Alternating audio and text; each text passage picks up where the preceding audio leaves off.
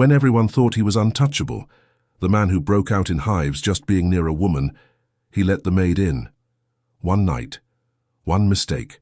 Now she's carrying triplets for a man who swore off every touch, and worse, he doesn't remember a thing. But unknown to him, she's the only woman his body didn't reject. And maybe the only one his heart never wanted to. The first time Kendra Lee saw him, he didn't look up. Not when she emptied his trash can at midnight. Not when her fingers brushed the edge of his desk while wiping. Not even when the mop slipped from her grip and clattered to the floor. He sat there, Grant Whitmore, billionaire CEO of Whitmore Tech, like marble, eyes locked on a screen, surrounded by shadows and silence. Everything about him whispered one message: don't get close. Kendra didn't need the warning. She wasn't here to dream about suits or skyscrapers. She had bills, a leaking faucet in her tiny apartment, and a baby brother in rehab. Love? Romance? That was a luxury. She adjusted the strap of her uniform, her swollen stomach not yet visible beneath the baggy apron. 4 months now. No one at work knew. She made sure of that. It had happened 4 months ago, one night, when everything changed, and he didn't even remember. Grant kept his world precise. 8 vitamins before 7 a.m., touchless doors, custom air filtration, every surface in his office, sterilized hourly. He wasn't a germaphobe. He had a real documented condition, anaphylaxis from female hormonal proteins. His own mother couldn't hug him. The only woman he'd ever kissed. He ended up in a coma for 3 days. Touch was death, emotion was chaos, so he lived untouched, unloved, alone, until that night. That night, he forgot. Or maybe chose to forget. The office lights hummed above them. Kendra was finishing the last corner of the room, her headphones playing faint jazz. Grant stood behind his desk, reading through a file. A moment, a glance, and for the first time, his skin didn't itch, his throat didn't close, his pulse didn't spike. She looked up. He didn't look away. Something hung in the air, thick, wrong, heavy, but neither moved. Kendra, he said, the first word he'd ever spoken to her. She froze. Her name sounded foreign, coming from a man in a $10,000 suit. Yes, sir? His mouth opened, then closed again. Nothing. 4 months ago, the company party had been rained out. She'd been cleaning the penthouse floor, thinking no one was around. But he'd shown up, drunk, angry, drenched. And for reasons she couldn't explain, and he couldn't remember, their worlds collided. One night, one mistake, and now, 3 heartbeats inside her. Tonight, as he passed her desk on the way out, Grant's eyes flicked to her belly for a second too long. She turned slightly to hide it. He said nothing. She didn't expect him to. But that look, it wasn't curiosity. It was recognition. The letter came in a plain white envelope. No logo, no return address. Just her name, Kendra Lee, written in a rushed, expensive pen stroke. She opened it slowly. Her fingers shook. Mandatory meeting, 9:45 p.m., 57th floor boardroom, G. Whitmore. She hadn't seen him since that night, not outside the occasional hallway glance, his jaw always set like concrete. He never asked questions, never pulled her aside, never even acknowledged what had happened. But now, this? She pressed her hand against her belly. 3 tiny kicks answered. Kendra entered the boardroom alone. It was all glass, cold, empty. He stood near the window, city lights painting sharp shadows across his face. No suit jacket, just shirt sleeves rolled, tie loosened. Uncharacteristically human. Sit, he said quietly. She did. There was a long pause. She didn't fill it. She'd learned to be quiet in rich rooms. But tonight, she couldn't afford to be small. You know, she said softly, I didn't do this alone. He looked at her. First her face, then her belly. I don't remember that night, Grant said, at all. I figured. Her tone cracked. Rich men rarely do. That hit him harder than she expected. His jaw clenched. "I haven't touched a woman in 11 years, he said, "and I didn't die." "That doesn't make sense." "No," she whispered. "It doesn't." He moved slowly to sit across from her. For the first time he seemed unsure, like the floor under him might break. "I had blood work done," she added. "They said it's 3. His eyes widened. "Triplets?" She nodded. Silence. "I'm not asking for anything," she said quickly. "Not money, not pity. I just thought you deserved to know." "I didn't want this," he said. And the words hit like a slap. Neither of them flinched, but the room changed. The air grew colder. Kendra stood. "I didn't want it either," she said. "But they're here, and they didn't ask for any of it." She turned toward the door. But then he said something strange, quiet. "My skin didn't react to you." She paused. "I woke up with no swelling, no hives, nothing. That's never happened before." She looked back at him. His face wasn't cold anymore, just confused, lost, maybe even afraid. And for the first time he asked, "Why you?" She didn't have an answer. But deep down, something twisted inside her, something that looked like hope, and it terrified her. If this moment hit you somewhere deep, don't just feel it and scroll. Stories like this are written with real hearts in mind. So before you forget, subscribe. Stay for the next twist. Stay for the truth. Kendra didn't come in the next night, or the night after that. Her absence felt louder than her presence ever did. Grant found himself looking at the security footage. Not for security, but to see when she used to walk in. The timestamp. The corner she started mopping first. The way she used to hum, barely audible when she thought no one was watching. He scrolled back to the boardroom footage, paused it. She looked strong in the camera feed, but now he saw the truth. She was shaking. Kendra was on the other side of town, sitting on the floor of her studio apartment. A fan spun slowly overhead, and her pregnancy books lay unopened on the table. She kept thinking of his voice. "I didn't want this." She clutched her belly as if shielding them from the echo of his rejection. Her phone buzzed. Blocked number. No voicemail. She turned it face down. At the Whitmore Tower, Grant called in his head of legal. "I need a contract," he said. "Privacy, non-disclosure, medical coverage if required." "A lawsuit?" the advisor asked. Grant shook his head. "Protection." "For who?" He didn't answer. The following night, Kendra returned. Not to forgive him, just to finish her shift. Pride was cheaper than rent. When she stepped off the elevator, he was waiting. No suit again. Just standing in the middle of the hallway holding a cream folder. He offered it to her. She didn't take it. "What's this?" she asked, arms crossed. "Terms," he said. "Medical expenses covered. Private care. Apartment upgrade." In exchange for? Silence. The word hung there like smoke. She looked him dead in the eye. "I'm not for sale." "I didn't say you were." "You didn't have to." She turned to leave, but he spoke again, quieter this time. "I don't know how to be around you." "That makes 2 of us," she said. "But the difference is, I don't get to walk away from what we did. You do." Kendra's shift was ending when security stopped her. "Ms. Lee, Mr. Whitmore's requested you report to the 40th floor conference suite immediately." She blinked. "Why?" The guard just shrugged. "I was told to escort you." Of course, she thought bitterly. Men like him don't ask. She followed the guard into the private elevator, the one she'd never been allowed in before. Everything smelled like lemon polish and money. The doors opened to a suite that didn't feel like a conference room at all, more like a hotel suite, and there he was.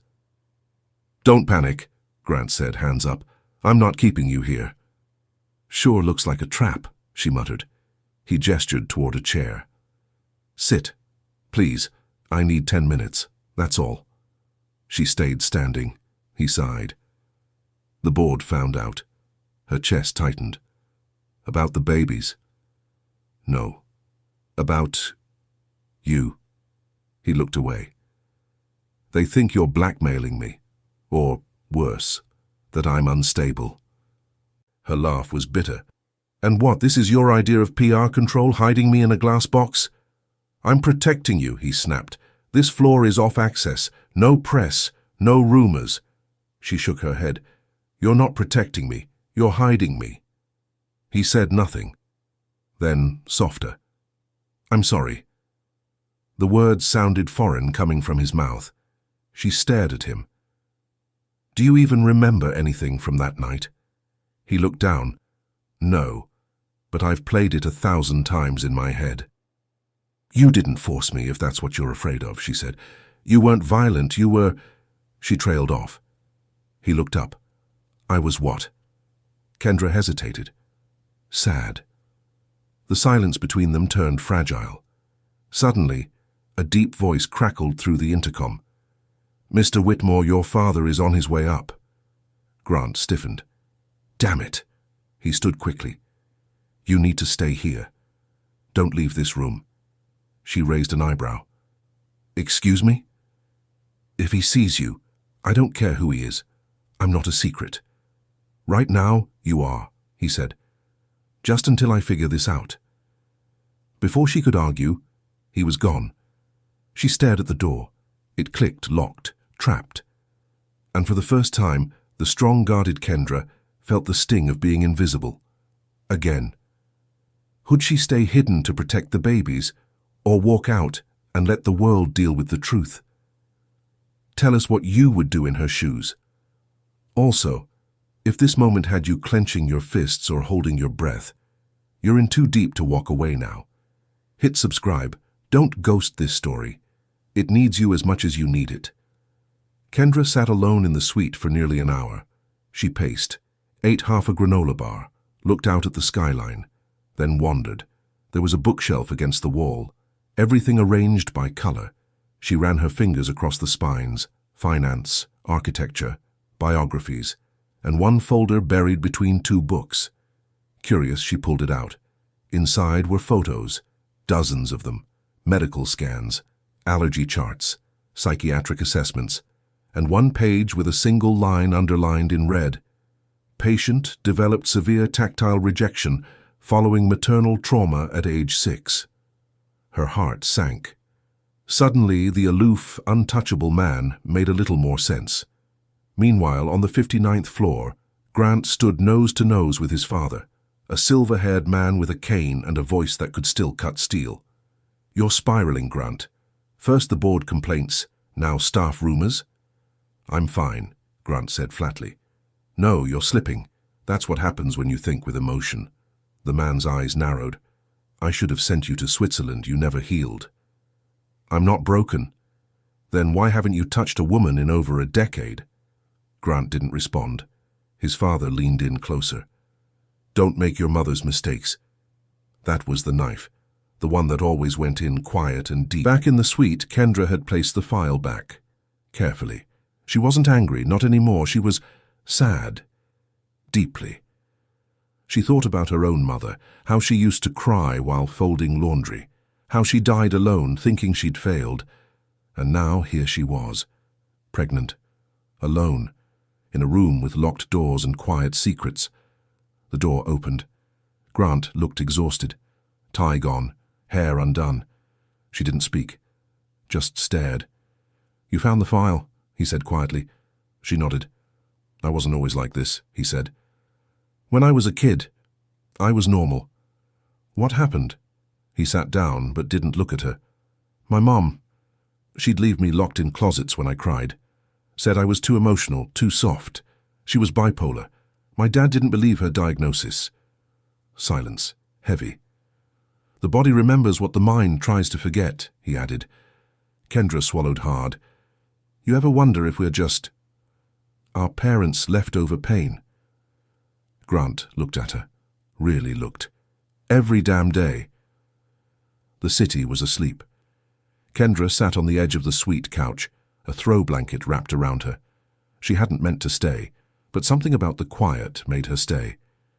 Grant returned with 2 mugs. "Chamomile," he said. "Not drugged, I promise." She raised an eyebrow, then took it anyway. "That's rich, coming from the man who locked me in a suite." "I was trying to protect you." "You were trying to protect your reputation." He didn't argue, that somehow felt more honest. They sipped in silence. Finally he said, "Do you ever talk to them?" She blinked. "Who?" "The babies." Her lips curled. "All the time. You'd be amazed how many fights they start in there." Grant smirked. "Triplets. I can't even manage 3 board members." She laughed. A real laugh, unexpected and warm. And just like that, the tension cracked. He sat across from her, eyes softer now. "Do you know why I stayed that night?" he asked quietly. "I thought you didn't remember." "I don't. But I found a message on my phone. A voice recording." Her heart skipped. He pulled out his phone, played the clip.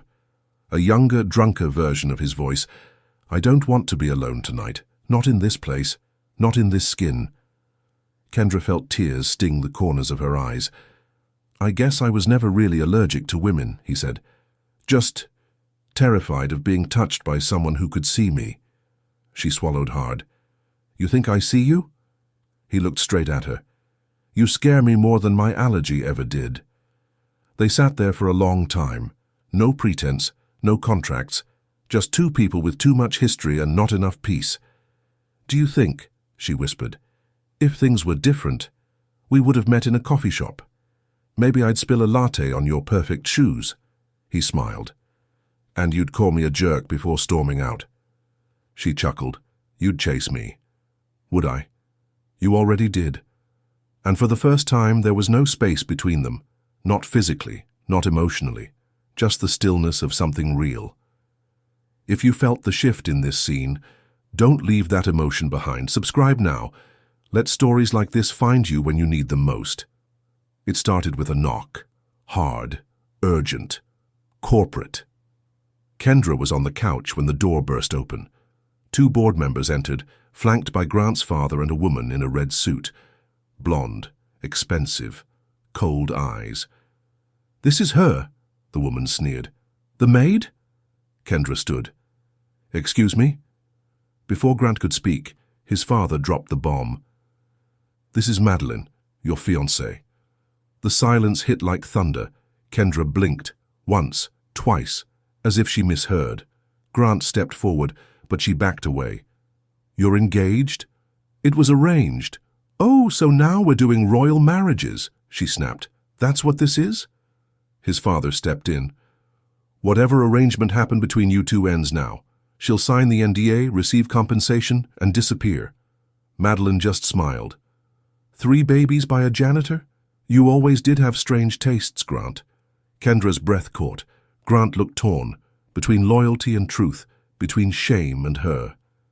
"Say something," Kendra whispered. "Please." He opened his mouth and said nothing. That silence. It said everything. Kendra grabbed her bag, her body shaking. "I don't need your money," she hissed. "Miss Lee," the red-suited lawyer began, "keep your files, keep your bloodlines, keep your coward of a son." She stormed out. Grant didn't follow, and with every elevator floor she descended, the tears came harder. By the time she hit the lobby, she could barely breathe. Later that night, Grant sat alone. His phone buzzed with board messages, calls from Madeline, warnings from his father. But none of it mattered, because the only thing he'd wanted to say, the one thing he couldn't say in that room, was, "I'm sorry I didn't fight for you." But sorry never reaches in time. Kendra packed her things. She was leaving the city. She had a cousin upstate, small town, no skyscrapers, no suits, and maybe no heartbreak. But as she zipped up the final suitcase, she felt the sharpest kick she'd felt yet. 3 lives, still inside her, still connected to him. She sat on the bed, cradling her belly, whispering through tears, "I'll never let you feel like you don't matter." The snow had started to fall by morning. Kendra looked out the window of the tiny guest room she now called home. The town was quiet. too quiet for someone used to traffic and towers. She thought running would bring peace, but peace didn't come when your heart was still chasing a man who wouldn't chase back. On the table beside her lay a single ultrasound photo. 3 silhouettes, 1 heartbeat that had multiplied into 3. She thought of Grant, not the CEO, the man on the couch with chamomile tea and a voice that trembled when he talked about his childhood. Was any of it real? Back in the city, Grant stood in front of the board. "I'm dissolving the engagement," he said flatly. His father's face paled. "She was leverage, not love," Grant added, "and I'm done living on someone else's terms." Madeline rolled her eyes and left the room. His father stayed. "You'll regret this." "I already regret not speaking when it mattered." For the first time in his life, Grant walked out on the empire that built him, and into the truth he was afraid to face.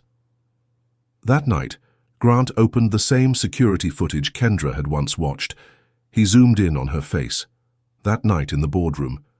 Not angry, not manipulative, just scared, carrying life in her body. Alone. He reached for his phone. No name, just a number she never saved.